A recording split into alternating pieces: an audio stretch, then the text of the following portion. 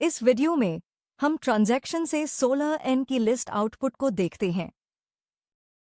यह सामान्य material master data के उदाहरण से दिखाया गया है। सामान्य मटेरियल मास्टर डेटा दिखाने के लिए ट्रांजैक्शन से 16N शुरू करें और संबंधित टेबल दर्ज करें।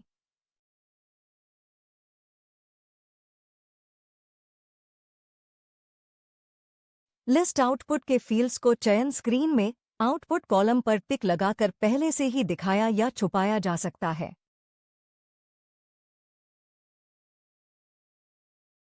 लिस्ट आउटपुट टेबल के रूप में प्रदर्शित होती है।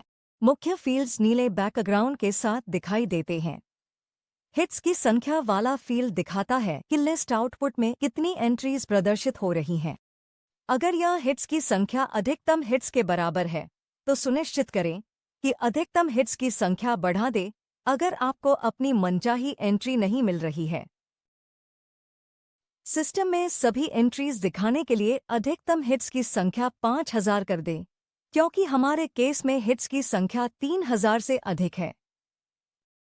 हालांकि यह सिस्टम से सिस्टम या टेबल से टेबल में अलग अलग हो सकता है। अब हम दिखाएंगे कि बेहतर पठनीयता के लिए लेआउट कैसे तैयार किया जा सकता है, ताकि आप अपनी मनचाही जानकारी तक जितनी जल्दी हो सके पहुंच सकें। सबसे पहले इस बटन का उपयोग करके आप सभी खाली कॉलम्स को सीधे छुपा या दिखा सकते हैं। आप कंट्रोल की का उपयोग करके एक या एक से अधिक कॉलम्स को चुन सकते हैं और राइट क्लिक करके उन्हें छुपा सकते हैं।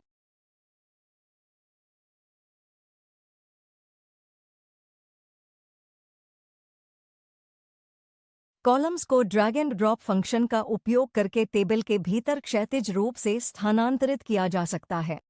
उदाहरण के लिए material type, sector, rail group और मटेरियल शॉर्ट टेक्स्ट महत्वपूर्ण है, इसलिए इन्हें बाईं ओर ले जाया जाता है।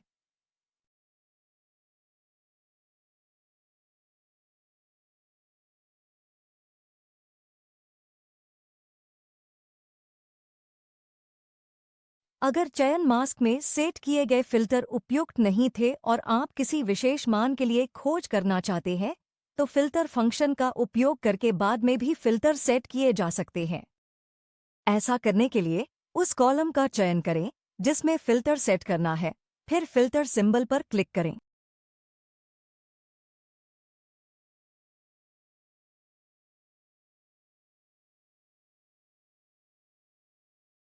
फिल्टर्स को फिर से हटाया भी जा सकता है।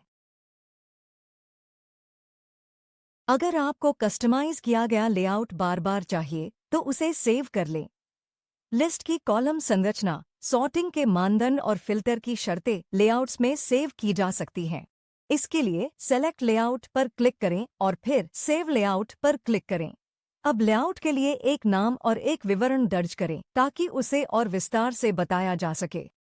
आप यह तय कर सकते हैं कि लेआउट केवल यूजर के लिए उपलब्ध हो या अन्य लोग भी उसे चुन सकें। इस बिंदु पर हम सलाह देते हैं कि यूजर विशिष्ट लेआउट्स ही चुनें। अगर हर यूजर अपने लेआउट्स को सभी के लिए उपलब्ध कर देगा, तो यह सेक्शन उलझन भरा हो सकता है। लेआउट को यूजर विशिष्ट के रूप में सेव करने के लिए स्लैश हटाएं और यूजर विशिष्ट बॉक्स को चेक करें। किसी लेआउट को चुनने के लिए फिर से सेलेक्ट लेआउट बटन पर क्लिक करें। यहाँ आपको उपलब्ध लेआउट्स की एक सूची मिलेगी।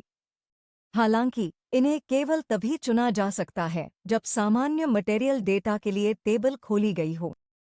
अगर, उदाहरण के लिए, मटेरियल टेबल के लिए स्टोरेज लोकेशन डेटा की आवश्यकता है, तो यहाँ दिखाए गए लेआउट्स उपलब्ध नहीं होंगे। किसी लेआउट को चुनने के लिए उस पर क्लिक करें। सेव किए गए लेआउट्स को अगर अब उनकी ज़रूरत नहीं है, तो मैनेज लेआउट के जरिए फिर से डिलीट भी किया जा सकता है। सूचिंग।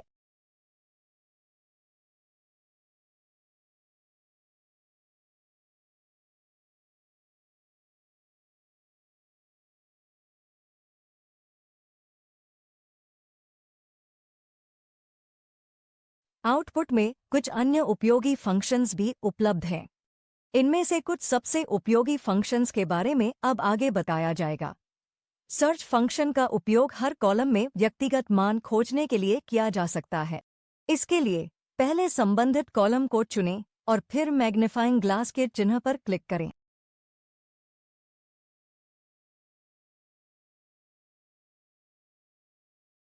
इस बटन से सूची प्रिंट या एक्सेल में एक्सपोर्ट की जा सकती है और प्रिंट या एक्सपोर्ट विकल्प चुनकर ऐसा किया जा सकता है।